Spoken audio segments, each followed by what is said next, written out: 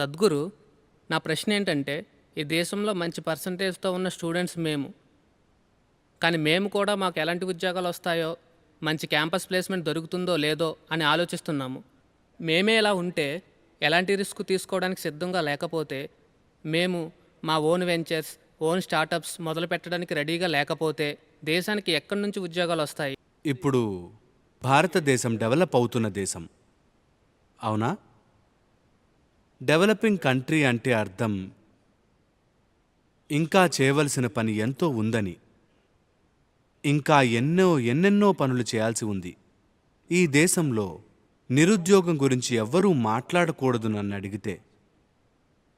ఎందుకంటే చేయవలసిన పని ఎంతో ఉంది.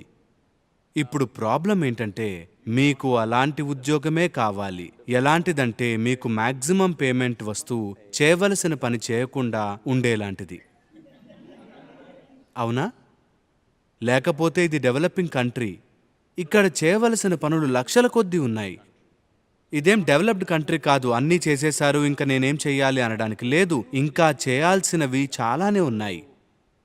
అందుకని మీకు పనిచేసే బుర్ర ఉంటే, చూడ్డానికి కళ్ళు ఉంటే, చేయవలసిన పనులు కొన్ని వేల కొద్దీ ఉన్నాయి.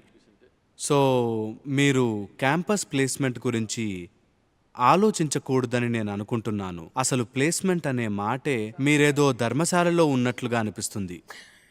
యువత ఇలాగా ఆలోచించకూడదు. మీరు ఒక రిస్క్ తీసుకుంటే ఏం కోల్పోతారు? మీరు ఏమైపోతుంది? మహా అయితే మీ ఫ్రెండ్ మెకెన్జీలో ఉద్యోగం రావచ్చు, అంతేనా?